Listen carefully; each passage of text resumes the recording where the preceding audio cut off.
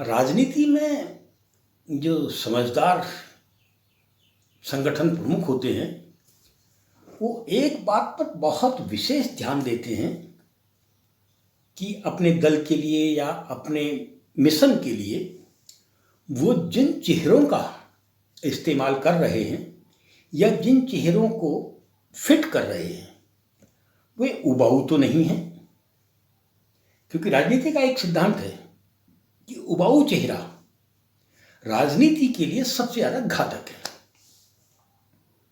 आप कितनी कोशिश कर लीजिए, उबाऊ चेहरे के सहारे ना तो आप अपने मिशन में सफल हो सकते हैं और सत्ता में जाना तो या बने रहना तो बहुत दूर की बात है। कांग्रेस की अगर फजीहत आज पूरे देश में हो रही है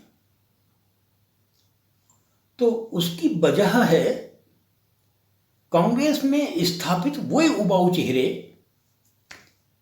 जो कांग्रेस के लिए ना उगले जा रहे हैं ना निगले जा रहे हैं।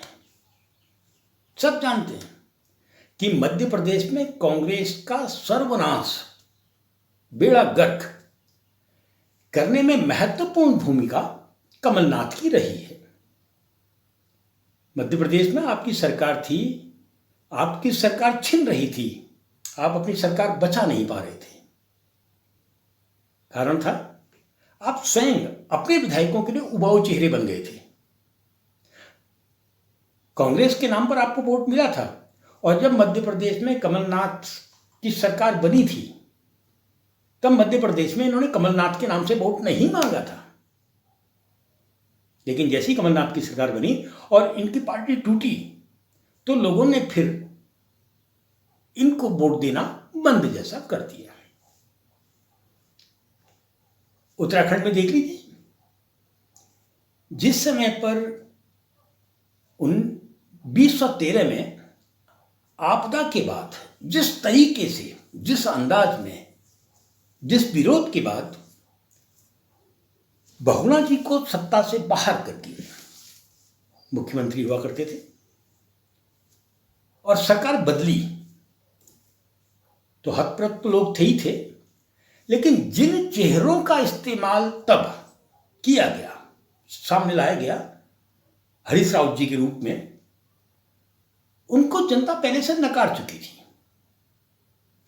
जब बहुगुणा जी मुख्यमंत्री बने उस चुनाव में अगर हरीश रावत जी का नाम आगे होता कि वो मुख्यमंत्री बनेंगे तो शायद जनता इनको वोट नहीं देती।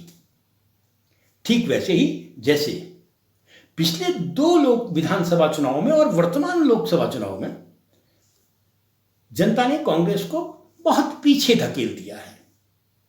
10-12 हजार वोट से नहीं, 2.5 लाख 2 लाख वोट से आपकी लोकसभा हार रहे हो। पहली विधानसभा में आप 10 सीटों पर सिमट गए थे, दूसरी में थोड़ा बढ़ गए तो 12, 14, 15 हो गए।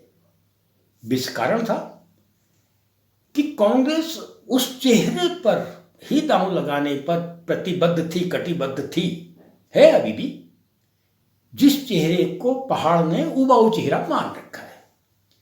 वरना विधानसभा एक साथ 2 जगह विधानसभा में आप लड़े और 2 जगह हार गए। पिछली बार एक ही जगह से आप चुनाव लड़े, हार गए। स्पष्ट है कि जनता की दृष्टि में आप उबाऊ चेहरे थे। और ये ऊब जो थी वो सिर्फ एक चेहरे तक नहीं है, वो उन तमाम चेहरों तक पहुंची है जो चेहरे किसी न किसी रूप में हरीश रावत जी के आभा मंडल के चारों ओर पूर्व में थे, जो विरोधी हैं, या अभी जो वर्तमान में हैं। क्योंकि टिकट आपने उन्हीं को दिया जो उबाऊ चेहरे के चारों ओर आभा मंडल के रूप में थे, जनता ने नकार दिया। आज की तारीख में भारत में, मैं ये कहूंगा कि भारत में ही नहीं, आसपास के देशों में भी अगर एक चेहरा है जिसको सम्मान के साथ देखा जाता है, विश्वास के साथ देखा जाता है, तो राहुल गांधी का चेहरा है। राहुल गांधी 2 जगह से चुनाव लड़े, जीत गए। वहीं उसके बगल में उत्तर प्रदेश में किशोरीलाल जी उन्हीं के नाम से चुनाव जीते हैं। देर से ही सही शायद राहुल गांधी की समझ में आया कि हमें उबे हुए चेहरों से बाहर निकलना है। और उन्होंने जो गठबंधन किया, अभी गठबंधन को अगर आप देखेंगे तो अखिलेश उबाऊ चेहरे के रूप में स्थापित नहीं है। अभी भी लोग उत्तर प्रदेश का जो आवाम है, भले ही वो जातियों के हिसाब से है, वो अखिलेश पर बहुत भरोसा करते हैं। आप चले जाइए बिहार में गठबंधन की हालत क्यों खराब हुई? क्योंकि तेजस फोकस में नहीं थे। वहां भी एक उबाऊ चेहरे के रूप में लालू प्रसाद यादव, उधर ही एक ही परिवार के लोगों को बहुत सारा टिकट देने का काम जो किया लालू यादव जी ने, तो वो ऊब जो जनता में थी उनके प्रति वो बढ़ गई। और आप जबरदस्ती कहते रहे कि लालू यादव, तेजस्वी के प्रति जो थोड़ा सा रुझान जनता का बढ़ रहा था, यूथ का खासकर, वो लालू प्रसाद के उबाऊपन ने उसमें धांप लगा दी, ढक्कन लगा दिया, उसको कमजोर कर दिया। मध्य प्रदेश में आप, भले ही आपने कहा कि कमलनाथ जी को हम टिकट नहीं दे रहे हैं, आपने उनके पुत्र को टिकट दिया। जनता समझ गई कि आप उबे हुए चेहरे को छोड़ने के मूड में है ही नहीं। दिग्विजय सिंह एक उबाऊ चेहरा, आप उसको छोड़ने की स्थिति में थे ही नहीं, और आपको नुकसान हुआ, और बहुत बड़ा नुकसान हुआ। हिमाचल प्रदेश में आप 4 की 4 सीटें क्यों हार गए? सुक्खू को आपने मुख्यमंत्री बनाया, लेकिन कुछ ही समय पहले सुक्खू के खिलाफ आवाज उठनी शुरू हो गई थी हिमाचल प्रदेश में। वो शायद आपने या तो सुनी नहीं या सुननी नहीं चाहिए। परिणाम 4 की 4 सीटें आपकी साफ हो गई। कर्नाटक में तो आपकी सरकार थी, और कर्नाटक में भी कुछ समय पहले आपके मुख्यमंत्री पर सवाल उठे थे। खैर,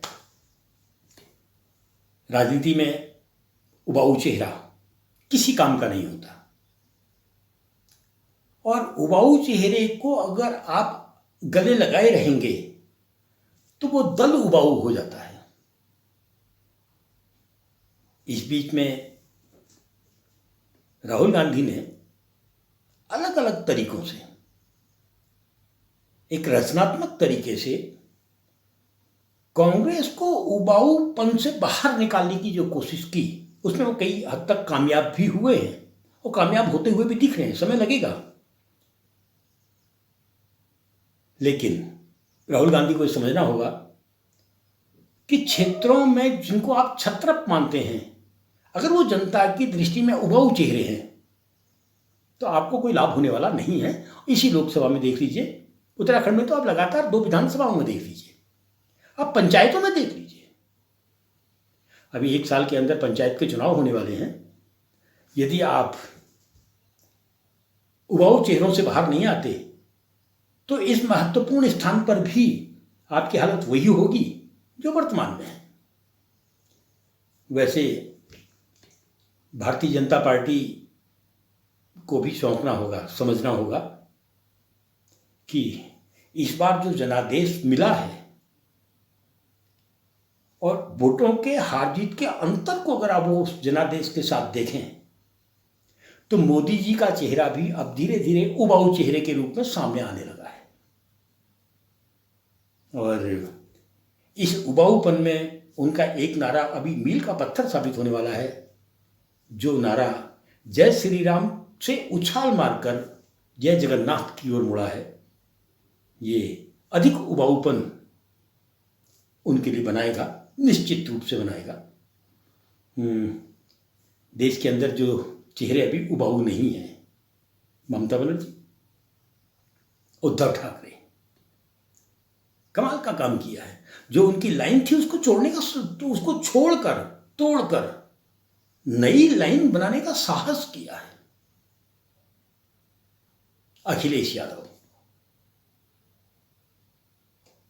अगर पारिवारिक लाइन से बाहर निकल सकते हैं तो तेजस में अभी विश्वास किया जा सकता है। इस बीच में अगर हम थोड़ा सा गंभीरता से लें,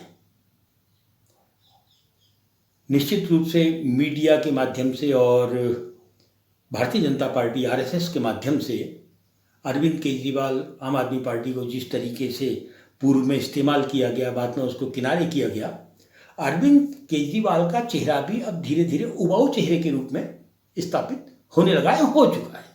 और इस बार जो जेल से बाहर जेल का बदला वोट, इससे स्पष्ट हो गया कि आप अब आपके चेहरे में वो आभा, वो रौनक नहीं है जिस आभा रौनक के दम पर लोग आपको जिताते थे।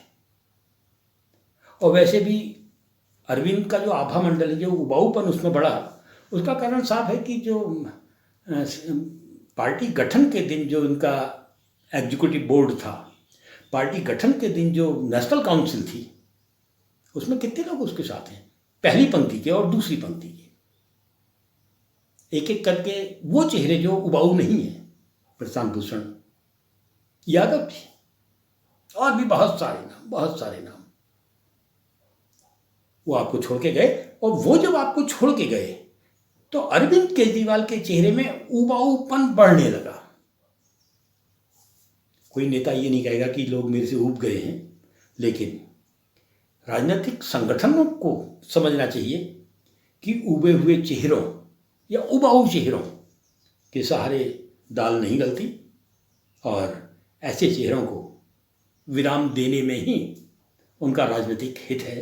क्योंकि आप समाज सुधारक नहीं हैं, आप साधु संत नहीं हैं, आप तो राजनीतिक दल हैं महाराज। फिर मिलता हूँ तो फिर मिलता हूँ।